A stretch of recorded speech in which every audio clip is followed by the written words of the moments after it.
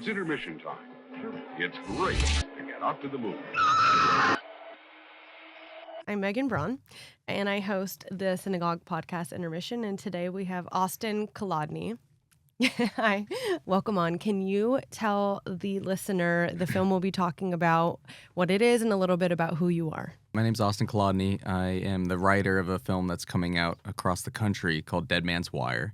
It's directed by Gus Van Sant. It stars Bill Skarsgård, Dacre Montgomery, Coleman Domingo, Carrie Elways, Mahala, Al Pacino.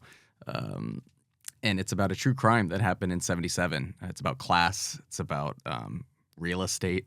It's about a very absurd event that happened live on the airwaves, and we've recreated it with some cinematic flourishes and pretty professional detail. So I'm very excited for it to, make waves out there with audiences. I'm excited for you. And we'll get into more detail of your film later on. I'm assuming, obviously, our listener knows Gus Van Sant, but I'm just going to say some of his films. Good Will Hunting. Yeah, give him out. Good Will Hunting, Milk, My Own Private Idaho. To Die For is one of my favorites. I'm glad you said To Die For, because To Die For, I think, spiritually is probably similar vein to your movie. Yeah. I would say so. And I love that kind of movie. So I'm really, I was telling Austin before this that I haven't seen Dead Man's Wire yet. So this is new for me too. So I'm excited about this conversation. Good. The cast is I feel like you're set up with such a crazy cool director, such a good cast. How did this all come to be? I mean, the first, domino to fall was me hearing about Tony and Richard on a podcast, of all things. In 2020, during the pandemic, I had some indie features that I was trying to get up with me in the director's chair, and the pandemic kind of derailed things. And I went back to the drawing board and was like, okay, how could I write something to get in the hands of a big director and hopefully, get it made and learn from them and maybe pay off some credit card debt. And, Oh, yeah. That's on my 2026 resolutions.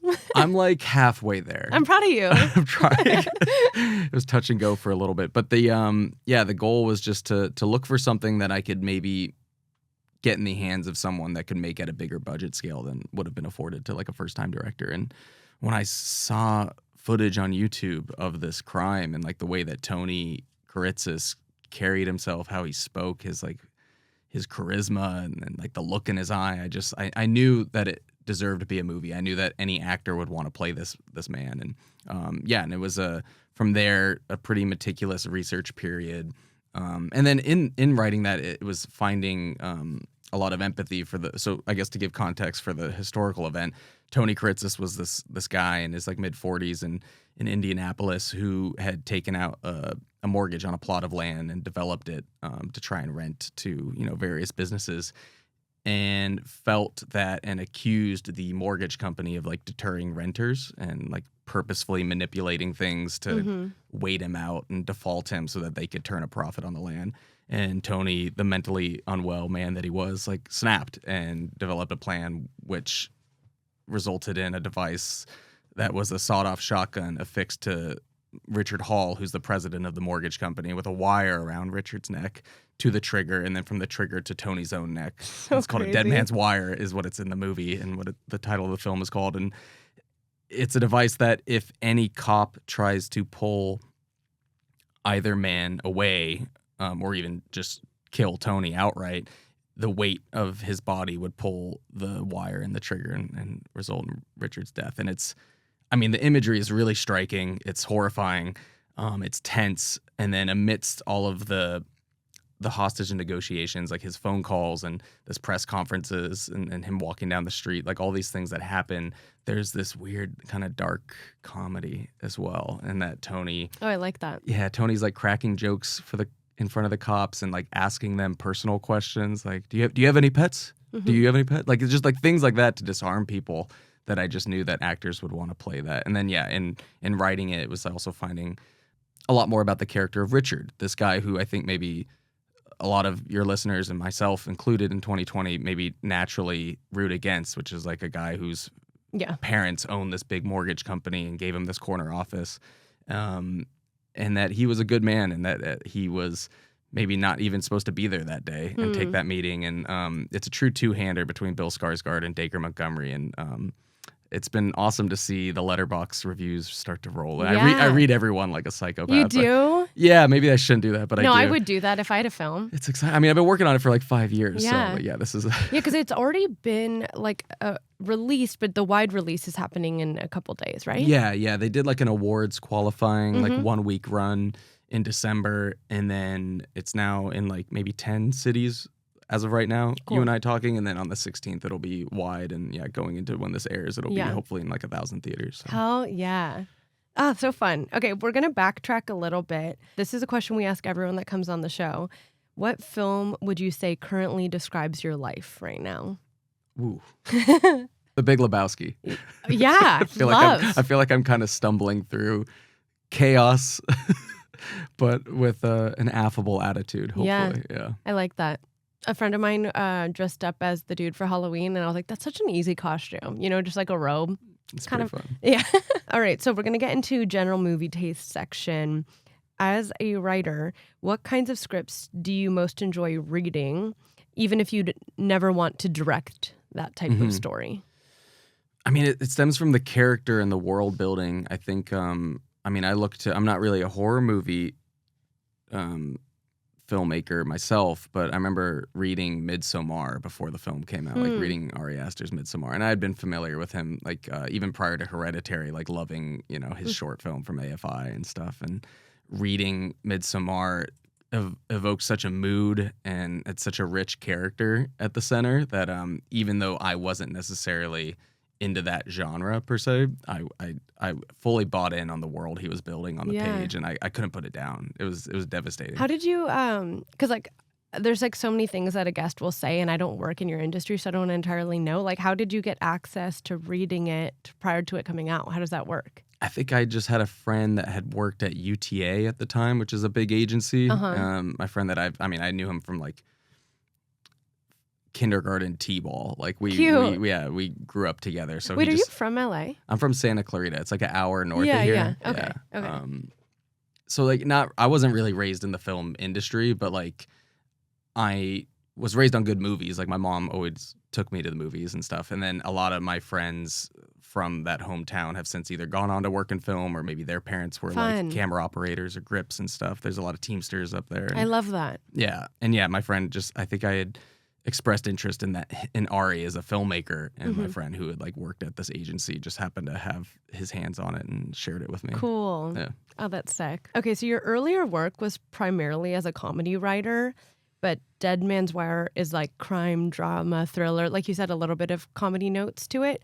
And it made me go down this rabbit hole as I was working with this outline of previous guests we've had. So we had Josh Rubin on the show. Oh, I love Josh Rubin. Yeah. And he started writing for College Humor, and then obviously goes on to direct Werewolves Within, or Hard Eyes is what he was promoting when he was on.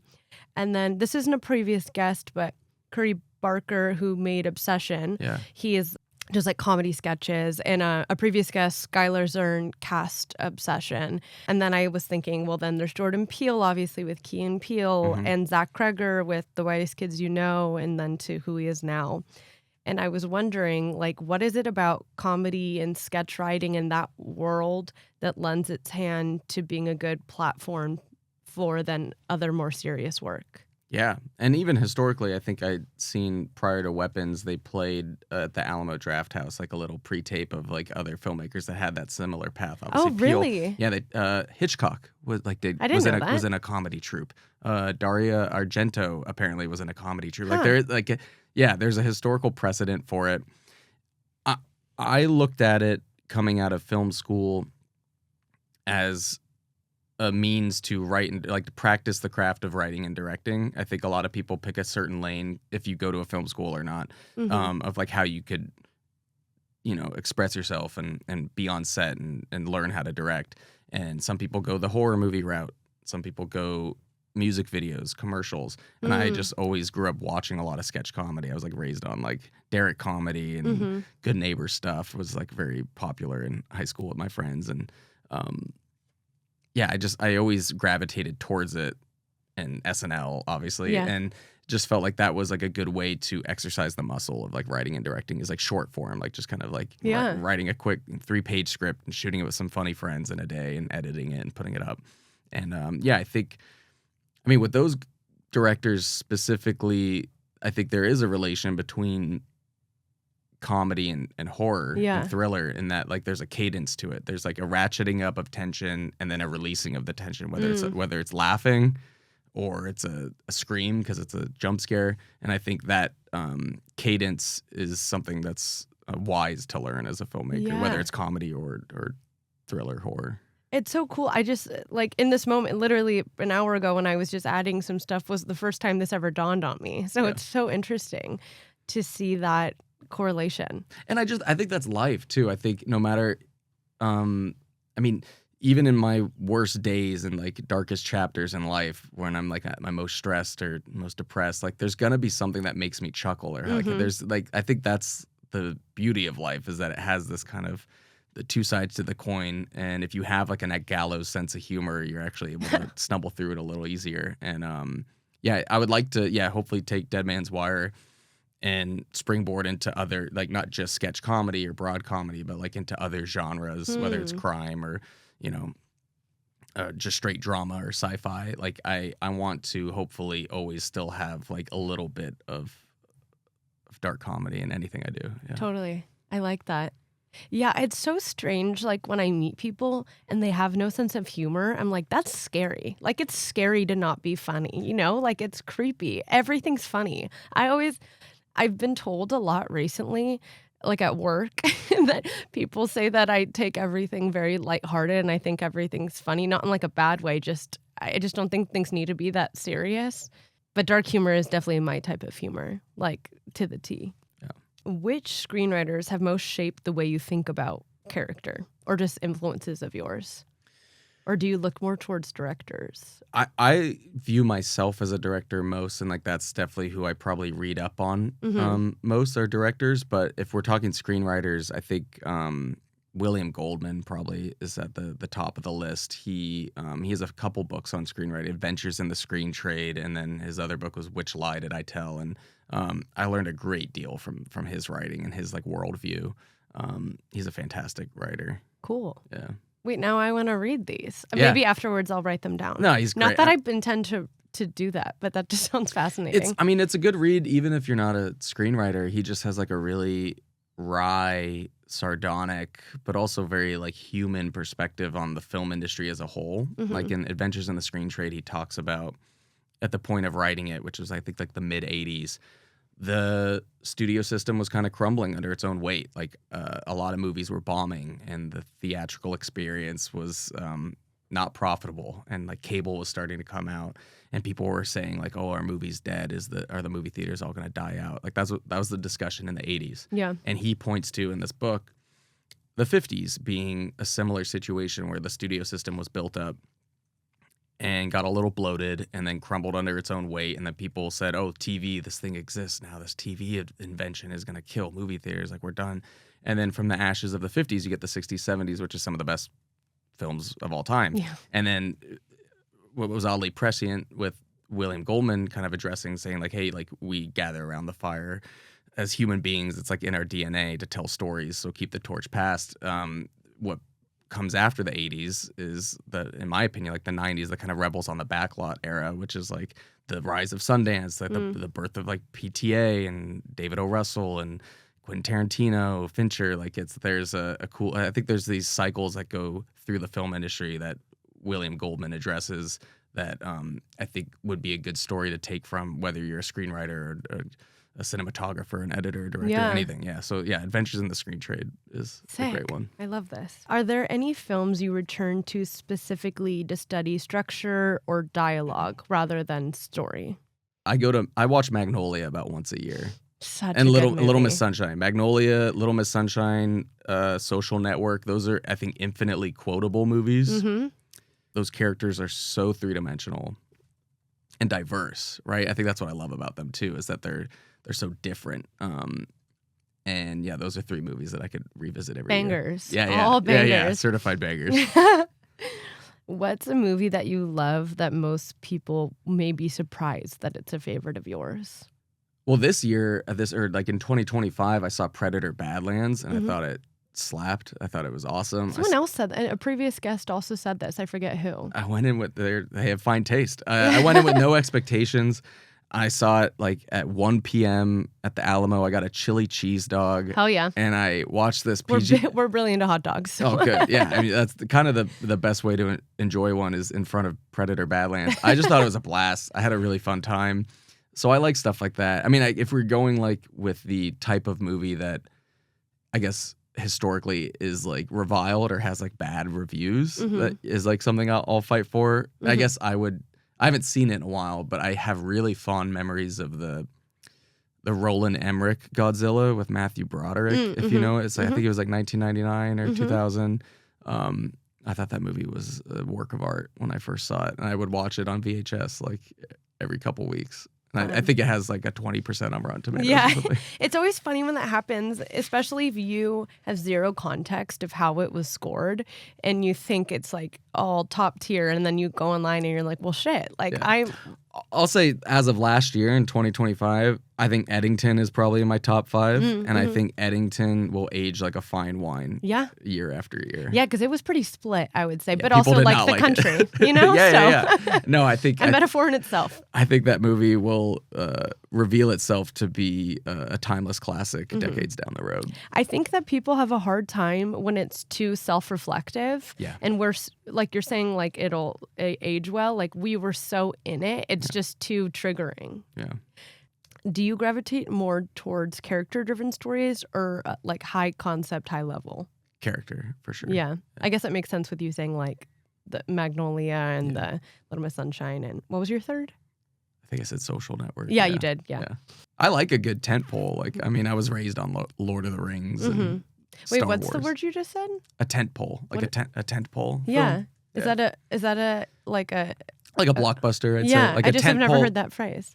Tentpole. Yeah. Yeah. POLE. Yeah. No, I know the word. I just never Okay. used it in that context. Also, you've said a couple words that I'm like, I'm gonna use that. And I'm like, I'm sure it's just because you're a writer. You've said some. I'm just stealing from other people. Yeah. I mean, all writers Well, now I'm gonna steal from you. Yeah. That's the PTA just said at the Golden Globes. He said writers are magpies. Like we're just thieves. Like, Yeah.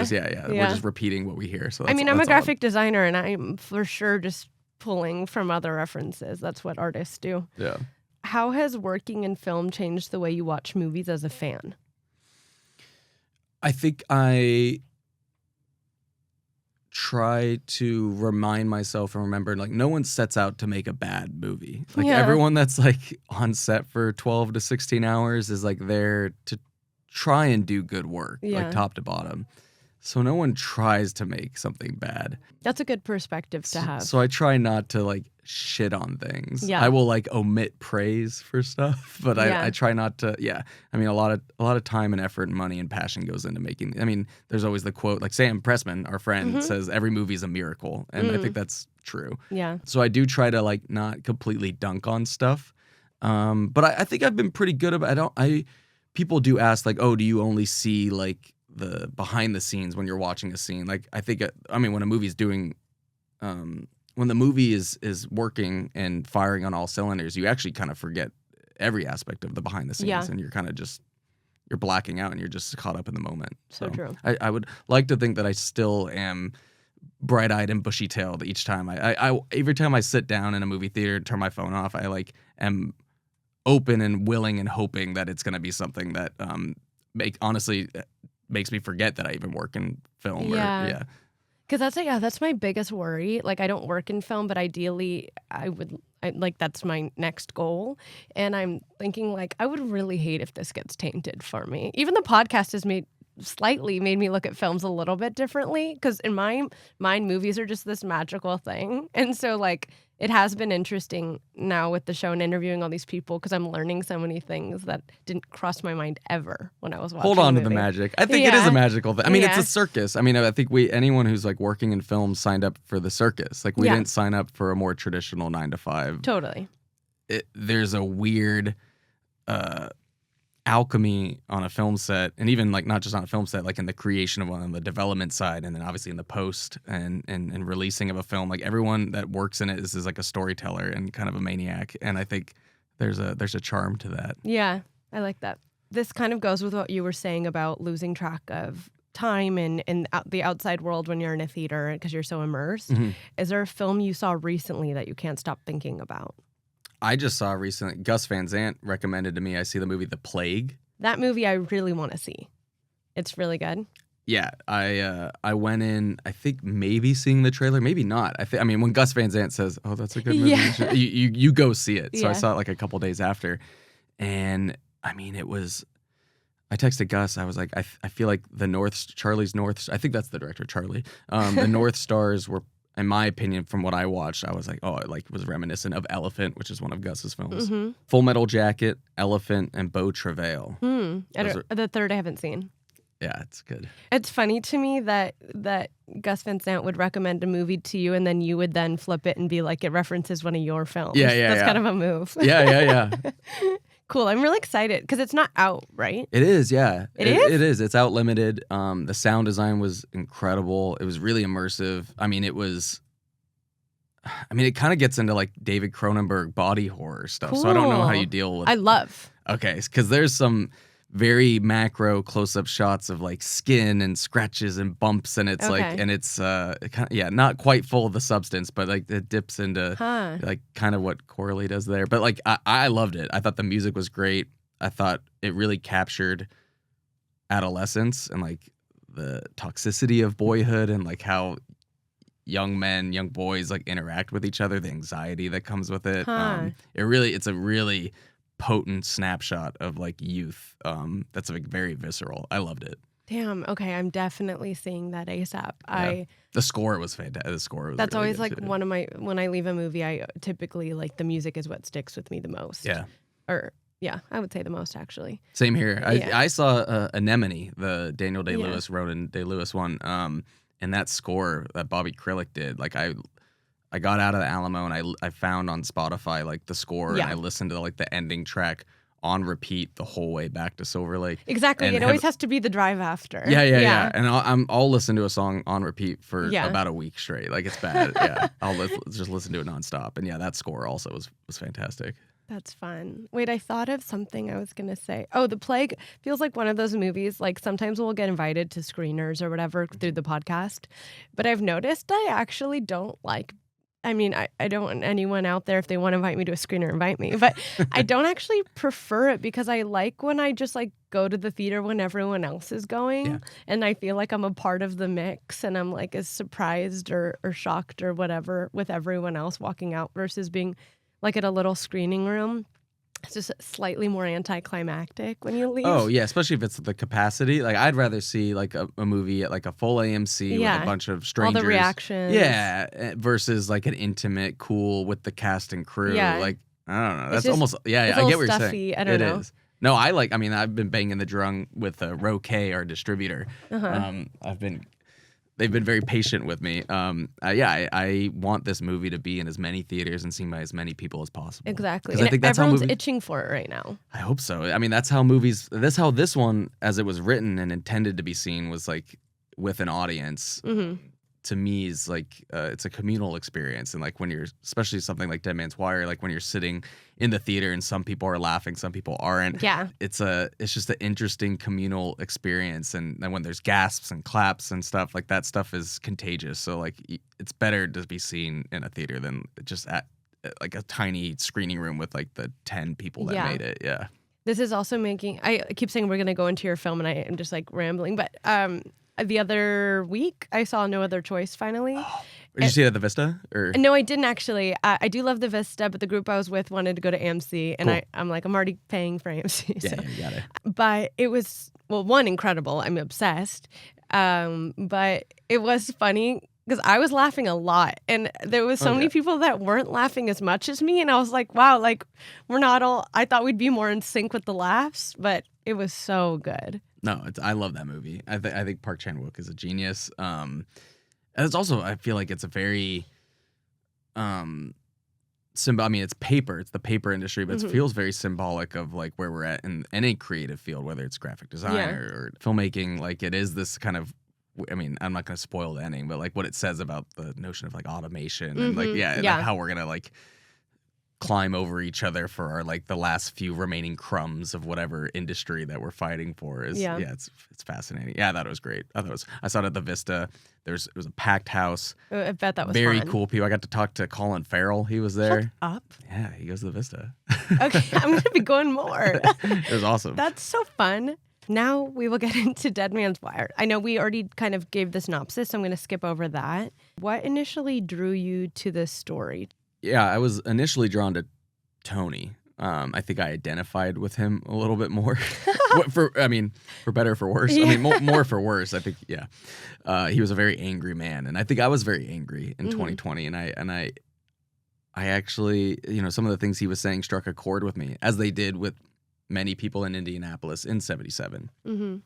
And that's what drew me to the story, and that it was relatively contained. It wasn't this big, sprawling, epic sci-fi with like 1,000 different worlds and a giant Totally. budget. I felt that I could write this in a way that, it wouldn't be for me to direct. It would be 70s period piece and cop cars and extras, but like it's still relatively contained, so it could maybe be made like on a smaller budget scale.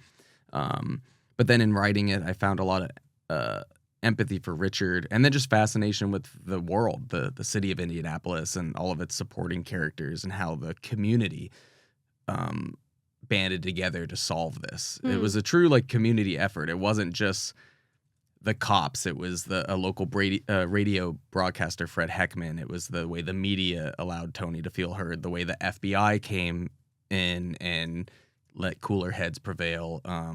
It was a really fascinating example of like when people talk to each other to solve things rather than just like a paramilitary force, like just going guns a-blazing to like solve any kind of hostage situation. It was a true like testament to the power of negotiation. And there's some good lines. Like if you listen to Tony's 911 calls and his press conference, he's basically talking as if he's a movie character. Like the lines he was saying were kind of supplanted one-to-one into the script. So that's what I was going to ask, is because so much of it is documented. So like how much are you taking verbatim? a lot. Yeah. A lot. I mean, yeah, it You're was like, I barely wrote it. It was, I mean, it was on multiple news stations. There's a lot of different different Blair's photography. There's a Pulitzer Prize winning photographer who took these photos. So it's like been documented from a lot of true crime podcasts. Yeah. Like there's the Dollop episode is really good on this.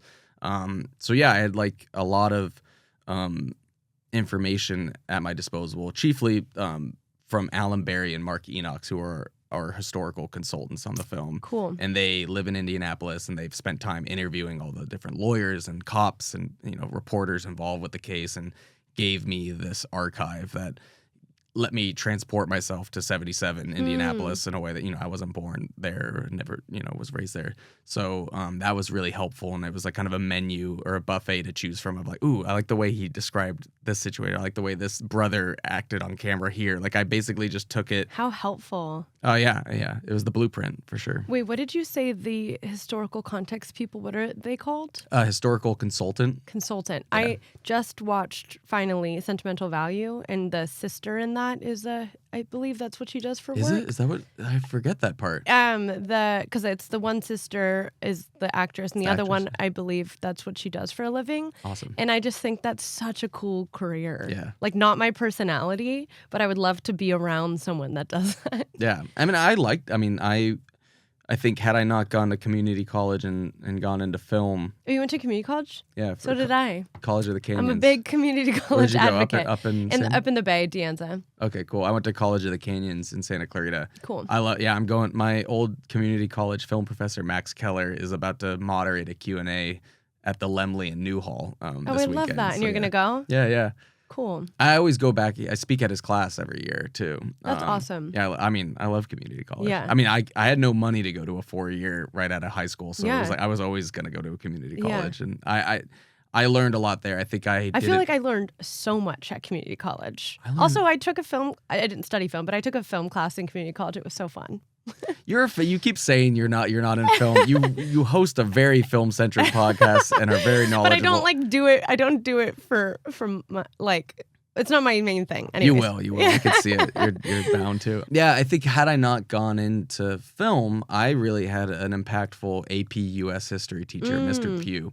And I love history because history is storytelling. Mm-hmm. I think, I would kind of skate by in certain math and chemistry classes, but history and English is where I really came alive and I actually paid attention because history is storytelling. Mm-hmm. I would read these chapters on Andrew Jackson and this and that, and you'd cast characters in your head with actors, and I think I liked the research aspect of putting Dead Man's Wire together. Yeah.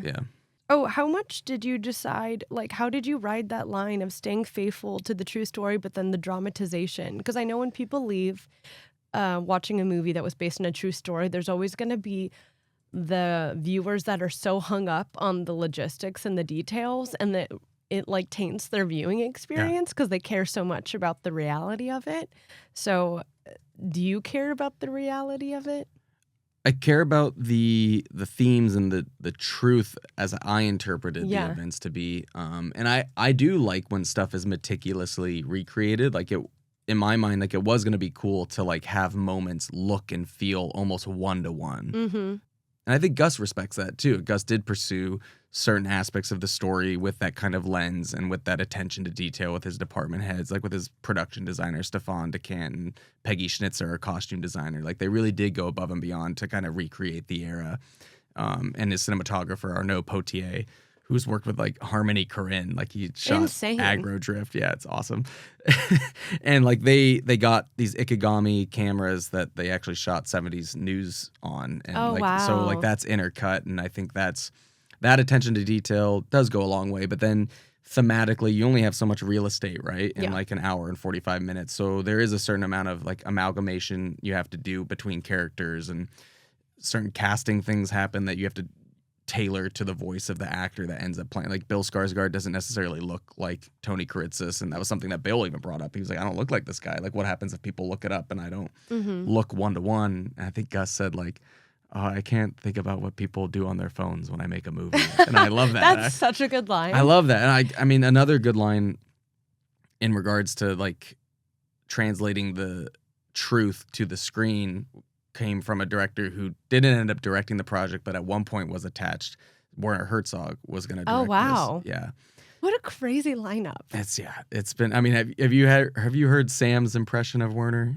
Oh, actually, he did do it. Yeah, he likes that when you have one as good as he does, he busts it out he quite a did bit. do it on the episode. I can't do it as well as him, so I'm not going to try. So I'm not going to do my Werner impression because it's not as good as Sam. So That's funny. But I will say one of the things he first said to me when I walked to meet him the first time from Silver Lake to Bel Air. Oh, whoa. Yeah, he's a big walker, so I thought he would like that. I think he did. We'll see. I like that. Yeah, and I sat down with him, and one of the first things he said, he was like, Austin, I'm going to wean you off of the facts and bring you closer to the truth. Huh. And I was like, I needed to hear that, I think, because I had done so much research and I had been pretty meticulous in the first draft of the script. And him saying that immediately, I felt released me or gave me the freedom to go beyond what was necessarily the one-to-one events of the crime, and then kind of reinterpolate things, or I don't know if that's a word, reinterpret things in a way that fit Werner's vision initially, and then since then, once Gus came on board, also fit Gus's vision. And Gus is also a disciple of Werner. Most directors, I think, are fans of Werner. Yeah. Yeah, I think that one phrase, I'm going to wean you off the facts and bring you closer to the truth, really cut deep for me. And I think kind of speaks to Werner's notion of the ecstatic truth of the facts and figures and dates and names and certain aspects are malleable in a filmmaker's hands. But what matters is what happens on the screen for the audience does it impart on them the themes and the ideas that are important to you as the filmmaker. So, wow. I wonder if someone like Werner or Gus, when they drop these little facts of wisdom after, if they're proud of themselves for how eloquent they just summed everything up. You know what I mean? I hope so. They probably a little are. pat on the back for themselves. They're not from my experience with both of them, they're not very back patty or like look at me, applaud me. They're actually pretty introspective and Well, I guess I soft spoken. Yeah, I guess I meant it more as like a but do they know? I think they do. I think they do. Yeah. Gus said something too. There was a quote recently in regards to, because it was a really tight shooting schedule. Like this was an indie film made with not a lot of money and not a lot of days. Even though the cast is big, the director's huge, but it truly was an indie film, and we didn't have a big shooting schedule. And I was stressed by that. I was like, why don't you give Gus more days? Please give him more days. And Gus said, sometimes first step, best step. I like that. And I was like, yeah. Because sometimes he would do a take and he'd be like, all right, moving on. And people were like, wait, that's just one? And he's like, yeah, I got it. Like he knows. Yeah. First step, best step. Huh. Were there scenes that you loved as a writer that ultimately had to be cut because they didn't serve the film? Yes. Are you bummed? No. Who's that final say? The director, the editor? Like, do you get any director? Film is a director's medium, and Yeah. it should be a director's medium. Yeah. I think Gus was very welcoming with me being on set and showing me cuts. How often does the writer get to be on set? It depends. I guess in my experience, I've been a director's assistant on some other big movies, and yeah, the writer wasn't on set. And I think that in some ways informed why I fought so hard to be on set. Because I was like, well, I know that changes are going to be made because that's just the nature of film production. Yeah. So I would like to be the one to do them myself. Okay, and then the character of Tony, the one that you said you resonate with, is a complicated figure. How did you approach portraying him without sensationalizing him? Yeah, it was important to me to not lionize him.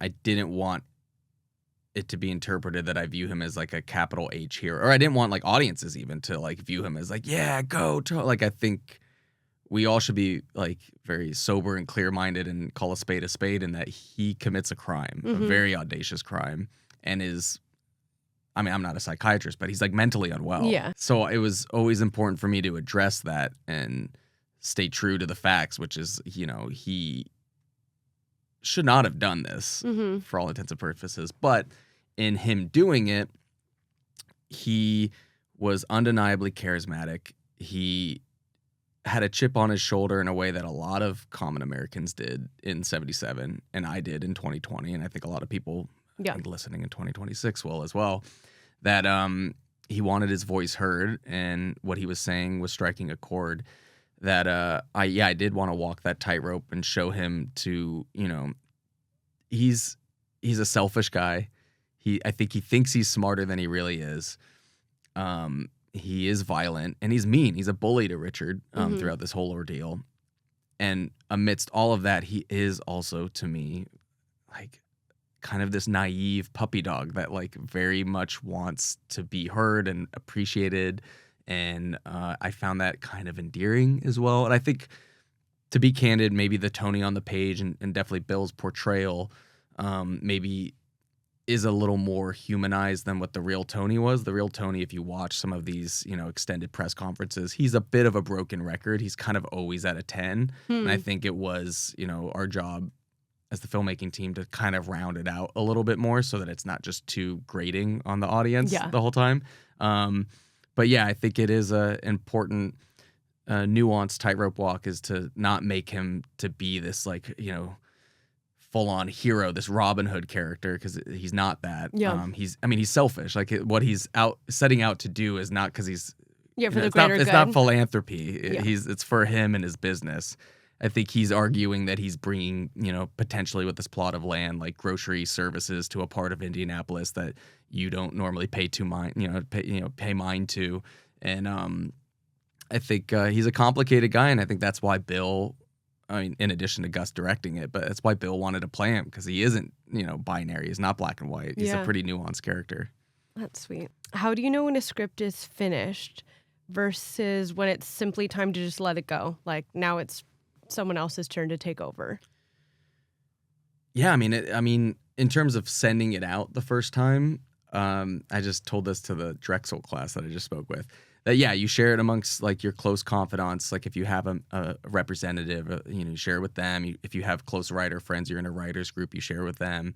But then before you go out wide with it, if you're going to send it to producers or actors or production companies, I shared it with, I have an aunt who is a retired English teacher. Oh. And I shared it with her, and she lit it up with a red pen with all of my spelling and grammatical errors, grammar errors. I probably botched that right there. No, I felt right, but who knows? And I think, any writer owes it to themselves to share it with someone who maybe has that kind of either English teacher background or something to kind of just proof check for you. I love that. So that to me was the final step before sending it wide places. So if you Thanks have to your someone, aunt. if you have a school teacher in your life, share it with them. They have, but also respect their time. That's a hard job to teach our nation's youth, and they have horrible benefits and salary. So if you do give them your screenplay, take them out to lunch or offer them something as well. I like that a lot. I immediately thought of my really good friend Olivia, who's a writer, and I'm like, one day I'll send her something. To close us off for Dead Man's Wire, how do you hope audiences feel walking out of the film? I want people to feel that they had a fun time at the movies. I think it is a genuinely fun time at the movies. I think it will spark a dialogue. I think if you bring a group of people, not everyone in that group is going to align with you and how you felt about the characters and the outcome of the events. But that dialogue, to me, is the beauty of filmmaking and the beauty of cinema and art and culture, is that it's not just seeing the movie and, when you walk out, it's out of your mind. The movie stays with you and you think about it. You say lines from the movie afterward. You have disagreements at dinner or drinks after with your friends. I mean, I saw that on set. When I was on set for this film, whenever I wasn't doing production revisions, I was, I got an art department PA, so I'd credit, and I'd be near art department and stuff. Yeah, my friend Cindy Marquez was a set decorator, so cool. I've known her for over a decade, so she let me help her team out. And I would be sitting next to her crew and the rest of the crew, and I'd see our script supervisor and our best boy electric kind of have differing opinions about Tony and his actions on set. I saw that. And it was a healthy dialogue. Yeah. They weren't fighting. They weren't arguing. It was just a kind of a rhetorical, philosophical debate between these two different filmmakers in different departments. And being on set, seeing it happen in real time while in production made me confident that hopefully when it comes out, as it's coming out this weekend, it will lead to that dialogue as well. I just talked to an actor yesterday that he brought his dad to it and he loved it. He was, I love this and that. I love it. He should be... he should be memorialized, this guy. And then the dad was like, whoa, hold on, son. Hold on. But they had a good time, even though they have different, I guess, takes. And I think that's important, that movies shouldn't, I hope that we're not spoon feeding Gus and I's politics. I think Gus and I probably have disagreements on these characters and this event. And I think that's the beauty of the film, is that I think it treats the audience with respect and allows you all to hopefully see it and come away with it with your own opinion and your own take on the events in the movie and how it maybe relates to where we're at now in 2026 as a culture. Definitely. Okay, Sam Pressman, you're on the Intermission podcast. Hi, Austin. I love this. Bill Skarsgård has zero social media. He shows less of his personal self than he does in most of his movies, whether that's Nosferatu or Pennywise. I'm wondering what you think we could get Bill to do in the last few days before our movie's released wide to try to create a moment of virality. Well, I mean, if Bill wasn't in Morocco filming 12, 16-hour days on his next movie, I would say he should be on Smartless or the Adam Friedland show or something. Be on a podcast that has a far reach. But if you're asking, I don't know, I open to the floor right now. I'm really trying to think here. Give me some time real estate, Sam. How much, say we had Mr. Skarsgård for a moment of promotion, which I would also, just to be fair, I respect the hell that he's not on social media. I think that's the coolest thing ever. Yeah. I think he should remain that way. And when he's not on set making things, he probably should be with his friends and family and not doing a press tour stuff. So I agree with that on the whole. But I'd say just selfishly, I don't know. No one could predict virality. I don't think any of us has the ability to be Nostradamus and say, do this we're one. Not Marty Supreme. Yeah, I mean Timmy really crushed it, but I also think that would ring a false note if all of a sudden Bill Skarsgård started doing that shtick for this character. I don't know if that would work. It would resonate, yeah. Though Tony would, I don't know. Didn't Bianca say something about he should have a fake call with Tony or something? That could be interesting. You love that Stellan Skarsgård made a speech about the importance of cinema, and so Bill, as Stellan's son, imploring audiences to enjoy cinema. Cinema is meant to be enjoyed. Yeah, that was Stellan's first line, I think, in his Golden Globe acceptance was cinema should be seen in the cinemas. So after he walked like 2 miles to the stage.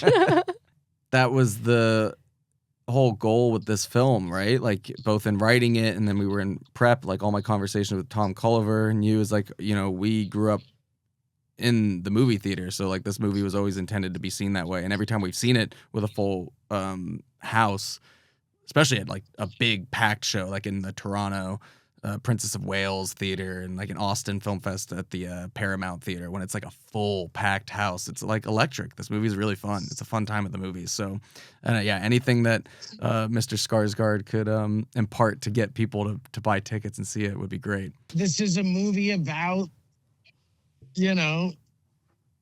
going viral way before that was a thing. And that's so true. Just, made out of desperation, right? Oh yeah, I guess I'd say this. I have a PDF that I've made that just has a mugshot of Bill as Tony with a QR code that goes to Fandango link, and it just says "Wanted." Tony I like Kuritzis. that. And if you put it in the show notes or something for this, or Sam, you want to host a link to let people download it on Pressman Films Instagram. Anyone that's listening to this, if they wanted to download it and tape it up on a light pole somewhere in their city, oh, that's a great idea. I would not complain. I think that'd be cool as hell. That's a great idea. I love it. All right. I'm thankful to you for letting me interrupt intermission forever. No, I love Lots this. of I've love. always wanted to call in. So this is our first call in we've ever had. Eric Bogosian's Talk Radio. I'll never kill you. Love you, Austin. Thank you. Thank you, Sam, for putting this together. Appreciate you. Appreciate you. He has such a voice of an actor. Like, Well, he is an actor. Yeah. Whether he admits it or not, he's an Yeah. actor. I also thought he was about to like surprise merge us with Bill right there. that would have been Sorry that didn't happen. that would have been pretty cool. Yeah. Okay, so we're gonna play a game called Cut the Right Wire. I'm gonna pair 2 films, and you just pick one of the 2 that you want to cut the wire on. And so whichever one you keep, we move on to the next, like a bracket system. Oh shit. Okay. And it's just like which film you prefer, I guess. Okay. Capote or Mindhunter? Hate to say this, sorry, Mr. Miller. I'm gonna cut Capote because I've not seen it in quite some time, and Okay. I did really love Mindhunter. Okay, Mindhunter or The Silence of the Lambs? Cut Mindhunter because you don't have I think Mindhunter without Silence of the Lambs a little bit. Yeah, that's true. The Silence of the Lambs or Monster? Ooh, I just got to meet Patty Jenkins recently, and she was the Sick. coolest fucking person. And I hate to do this, but I'm still gonna have to cut Monster because Silence of the Lambs was more impactful for me. Okay, The Silence of the Lambs or The Boston Strangler? I've not seen the Boston Okay, Strangler, we'll- so I will we'll have skip. to cut. No, I'm just gonna cut it. Okay. I will cut the Boston Strangler. The Silence of the Lambs or The Town? Sorry, I'm gonna have to cut Silence of the Lambs to go with the The Town. Town. I worked in Boston. I love Boston. I love that movie. It scratches a certain dumb guy itch in Yeah, me, totally. and It's such a just- guy's movie. It is a guy's movie. Yeah. I love it too. Okay, The Town or I, Tonya? Ooh, I, Tanya's fantastic. I will have to cut I, Tanya, but I love that film. The Town or The French Connection? Oh, cut the Town. You don't have the Town without the French Connection. Yeah. The French Connection or Dog Day Afternoon? Friedkin versus Lamette. That's tough. That's another book on screenwriting and filmmaking and directing as the Friedkin Connection. It's an audiobook if you Oh, want to listen. okay, It's like cool. Friedkin, who is just the saltiest dog.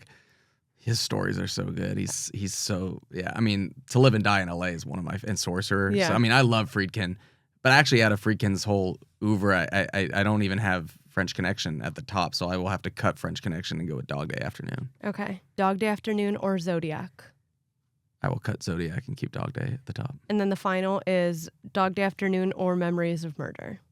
I will cut Memories of Murder. Dog Day's in my top. Wow. Dog Day Afternoon Wait, is so in what are your top 4? my We're talking letterbox. Letterboxd, yeah. Yeah, it would be Magnolia, Dog Day, Little Miss Sunshine, and then sometimes the fourth kind of alternates. Everyone always has a fourth that alternates. Yeah, the fourth alternates. Like Yeah. sometimes it's Social Network, sometimes it's Children of Men, sometimes it's Doctor Strangelove. Children of Men, I love. It's fantastic. I love that movie. Yeah, I have noticed a common theme of everyone always is like wavering on the fourth. It depends on your mood. It's yeah. like that's the interchangeable Yeah. one. Yeah. So sometimes it's like Big Lebowski, sometimes it's Serious Man, sometimes it's Goodfellas. Yeah, there's a few. Okay, so to wrap us up, what are you working on? Like, what's coming up next for you? I'm like so tunnel vision, and this is being recorded on what's today, the 13th? Yes. I don't even know what's on I really am so dead set on like, I'll do the Marty Supreme. Like, Dead Man's Wire, January 16th. Dead Man's Wire. What's already, I guess if it's Dead Man's Wire everywhere now. Dead Man's Wire everywhere now.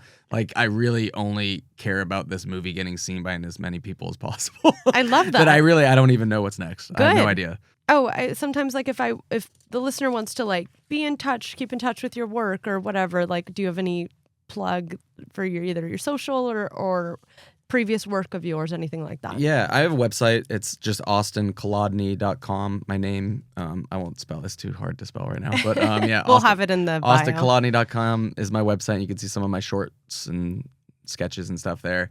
I will say follow Roque Presents on Instagram because that's like they have a whole team. That's like the stream or not the streaming, the distributor. Yeah, and they're like doing Ryan who runs the social media there is like doing a really great job like putting together their social media and they're more active than I am on social media, so I would say follow them. I am on Instagram at Austin with the 4 W's, AWWWW, STIN. But I would say follow Roque first, especially for Dead Man's Wire related stuff. Sweet. And then I like to close this out sometimes with a recommendation. So obviously outside of your recommendation, watch Dead Man's Wire. Yeah. Do you have a film that comes to mind that you're like, this is a movie everyone must see in their lifetime? Ooh. Sorry to put you on the spot like that. I'm going to switch it on you. I'm going to say, because I don't want to just pick one movie right now. I will say a book. It's a beast of a book. Okay. That I learned a lot from. Yeah, I like this. Is Elia Kazan's autobiography. It's called A Life. I'm adding it to my read list. I'll say that Elia Kazan's A Life is it was a pretty dense, thorough read for me, and I took a lot from it. I'd rather just say the book Elia Kazan's A Life is a pretty big read, pretty formative read for me. It's on the list now. Well, thank you so much. I had a great time talking. I'm really excited to watch the movie. Thank you, Meg. I'm so excited for you to see it. Yeah. And now it's time to get lost. Good evening. If you enjoyed this episode, be sure to leave us 5 stars on Spotify, Apple, or wherever you get your podcasts. To stay in touch, follow our Instagram page at It's Intermission Time and share with your friends. As always, Intermission is produced by Jazeel Chu and Olivia Dean, and of course, hosted by yours truly, Megan Braun. This episode is brought to you by The Synagogue.